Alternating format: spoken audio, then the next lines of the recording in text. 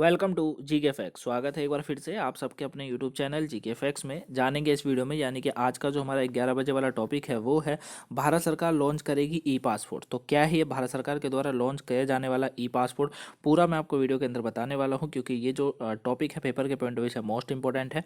इस टॉपिक से एग्जाम में आपको 1 नंबर या फिर 2 नंबर का क्वेश्चन देखने को मिल सकता है। वहीं बात अगर इंटरव्यू करेंगे तो वहाँ भी आपकी काफ़ी हेल्प करेगा।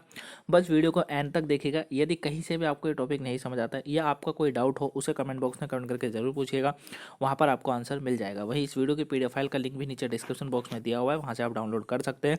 तो चलिए स्टार्ट करते हैं और जानते हैं भारत सरकार के द्वारा अभी लॉन्च किया जाने वाला ई पासपोर्ट क्या है और किस तरीके से ये काम करेगा। देखिए, भारत सरकार जो है 2022-23 तक ई पासपोर्ट लॉन्च करेगी।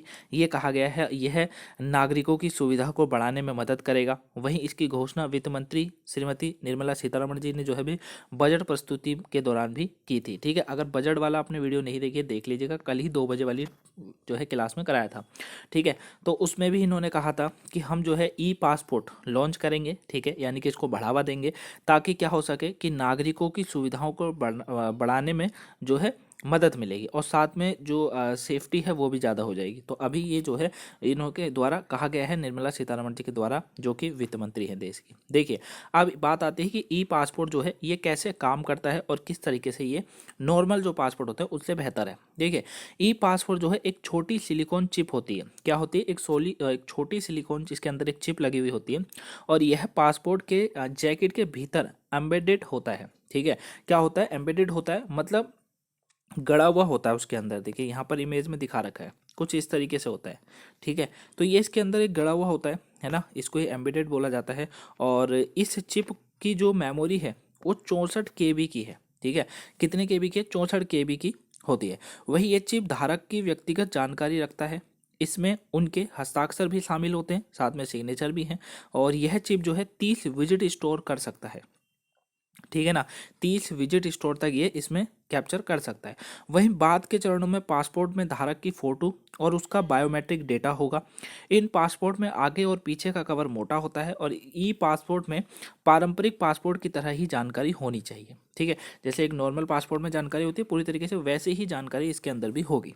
लेकिन इसको जांच करने में काफ़ी बेहतर है, जल्दी से इसमें जांच हो जाती है। ठीक है, क्योंकि इसके अंदर जो छोटी सिलिकॉन चिप होती है, जो कि एक तरीके से मेमोरी कार्ड है। ठीक है, जो कि 64 KB की होती है।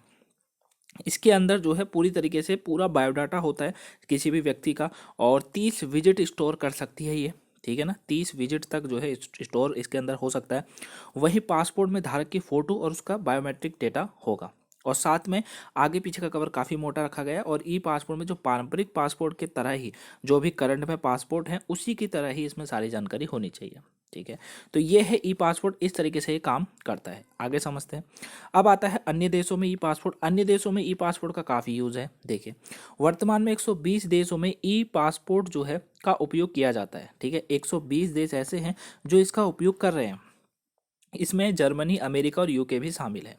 वहीं इन 3 देशों में बायोमेट्रिक ई पासपोर्ट सिस्टम है, यानी सिर्फ फिंगरप्रिंट या फिर रेटिनल जो आइडेंटिफिकेशन होती है उसके जरिए व्यक्ति के पासपोर्ट की पुष्टि की जाती है। ठीक है, जैसे कि मान लीजिए किसी का फिंगरप्रिंट नहीं पकड़ते हैं, किसी के फिंगरप्रिंट के द्वारा कोई चीज़ नहीं होती है, तो रेटिनल जो आइडेंटिफिकेशन होती है, आंखों के द्वारा जांच किया जाने वाला, उसके जरिए ही व्यक्ति के पासपोर्ट की पुष्टि की जा सकती है कि ये जिस जिस व्यक्ति का पासपोर्ट है क्या वो वही व्यक्ति है या नहीं है। ठीक है ना, तो सबसे पहले तो फिंगरप्रिंट सबसे बेहतर है। उसके बाद आता है रेटिनल आइडेंटिफिकेशन के जरिए व्यक्ति के जो है पासपोर्ट की पूरी तरीके से पुष्टि की जा सकती है। ठीक है, तो अभी तक मात्र 120 देश, यानी कि 120 देश जो है वो इस पासपोर्ट का यूज़ कर रहे हैं, जिसमें बड़े बड़े देश भी शामिल है, जैसे कि जर्मनी है, अमेरिका है, यूके है, और अब जो है अपना देश भारत भी इसके अंदर शामिल हो जाएगा। ठीक है ना, क्योंकि यहाँ भी ये जल्दी से पासपोर्ट जारी होगा। अब बात आती है इसके लाभ की। इससे लाभ क्या होगा? देखिए, भौतिक सत्यापन की तुलना में अगर बात करेंगे, यानी कि फिजिकली वेरिफिकेशन की अगर बात करेंगे, भौतिक सत्यापन यानी कि फिजिकली वेरिफिकेशन, फिजिकली वेरिफिकेशन जो होता है इसकी तुलना में ई पासपोर्ट को बहुत जल्दी स्कैन किया जा सकता है। मतलब जितना समय एक व्यक्ति का फिजिकली जो वेरिफिकेशन होगा, ठीक है, तो जितना भौतिक सत्यापन होगा यानी कि फिजिकली वेरिफिकेशन होने में समय लगेगा, उससे जल्दी तेज जो है स्कैन जो है इसको जल्दी से स्कैन किया जा सकता है। ठीक है, क्योंकि इसके अंदर चिप लगी हुई है और उसको स्कैन करने में ज़्यादा समय नहीं लगता। इससे नकली पासपोर्ट के इस्तेमाल का कम करने में भी मदद मिलेगी। ठीक है। जो नकली पासपोर्ट के जरिए अंदर हो जाती है एंट्री, वो भी जो है इससे सुरक्षा मिलेगी। अब ई पासपोर्ट का निर्माण की बात करते हैं कि आखिर में इसका निर्माण किसके द्वारा करा जा रहा है। ध्यान से समझिएगा, इंपॉर्टेंट है, एग्जाम में पूछा जाएगा। तो ई पासपोर्ट जो है इसे ICAO मानकों के अनुरूप है। क्या है? ICAO मानकों के अनुरूप है। ICAO का अर्थ जो है वो है इंटरनेशनल सिविल एविएशन ऑर्गेनाइजेशन। क्या कहा जाता है? इंटरनेशनल सिविल एविएशन ऑर्गेनाइजेशन, यानी कि अंतर्राष्ट्रीय नागरिक उड्डयन संगठन। ठीक है, दोनों याद रखिए क्योंकि पूछा जाएगा कि ये ई पासपोर्ट का निर्माण किसके द्वारा करा जा रहा है। तो ICAO, ठीक है, यानी कि इंटरनेशनल सिविल एविएशन ऑर्गेनाइजेशन, और हिंदी में बात करें तो अंतर्राष्ट्रीय नागरिक उड्डयन जो होता है संगठन, उनके द्वारा करा जा रहा है। अब वहीं ई पासपोर्ट बनाने का ठेका नासिक बेसिड है ISP को दिया गया था। ठीक है, जो ई पासपोर्ट बनाने का जो ठेका है वो नासिक बेसिड है ISP इनको दिया गया है। ISP क्या मतलब? यानी कि इंडियन सिक्योरिटी प्रेस जो है इसका निर्माण कर रही है। अब वर्तमान में ऑपरेटिंग सिस्टम और इलेक्ट्रॉनिक जो कनेक्टलेस है इनकी खरीद रहा है, और साथ में ISP द्वारा ही खरीद पूरी करने के बाद सरकार नए पासपोर्ट जारी करेगी। ठीक है ना, यानी कि ISP को तो ठेका है। ISP क्या कर रहा है, जो कि इंडियन सिक्योरिटी प्रेस है, वो ISP वर्तमान में ऑपरेटिंग सिस्टम और इलेक्ट्रॉनिक कनेक्टलेस इनेल जो है उनको खरीद रहा है, यानी कि अभी सिस्टमों को खरीद रहा है। जैसे ही खरीद पूरी होगी उसके बाद सरकार नए पासपोर्ट को जारी करेगी। वहीं इंडियन सिक्योरिटी प्रेस SPMCIL, याद रखिएगा, SPMCIL की सहायक कंपनी है। ठीक है, SPMCIL का अर्थ ये होता है security printing and minting corporation of India limited. ठीक है, यानी कि इसकी एक सहायक कंपनी है ISP, इनको ठेका है। अब ISP visa, passport, post card, डाक टिकट, अंतर्दृष्टीय पत्र, कोर्ट फीस प्रिंट करता है, जबकि यह वित्त मंत्रालय के अधीन कार्य करता है। कौन? ISP। ठीक है, वहीं SPMCIL की बात करें तो ये बैंक नोट, चेक, सुरक्षा प्रमाण पत्र, स्मारक सिक्के और सुरक्षा स्याही पदक आदि बनाती है। ठीक है, याद रखिएगा, जो UPSC PCS की तैयारी करते हैं ना उनके लिए बहुत इंपॉर्टेंट है। यहाँ से पूछा जाएगा कि ISP जो है, ध्यान से समझिए, ISP जो है वो अभी क्या कर रहा है, कनेक्टलेस इनेल जो है उनको खरीद रहा है। ठीक है, इसको खरीद जैसी पूरी होगी सरकार इस पासपोर्ट को जारी कर देगी। लेकिन इंडियन सिक्योरिटी प्रेस जो है वो SPMCIL के सहायक कंपनी है एक तरीके से। ठीक है, और SPMCIL का दोनों का ISP और SPMCIL दोनों अलग अलग कार्य करती है। जैसे ISP क्या करती है, वीजा, पासपोर्ट, पोस्ट कार्ड, डाक टिकट, अंतर्दृष्टीय पत्र हो गए, कोर्ट फीस हो गई। ठीक है, और साथ में प्रिंट करती है, इस तरीके से कोर्ट फीस को प्रिंट करती है। ठीक है, वही वित्त मंत्रालय के अधीन कार्य करती है ये।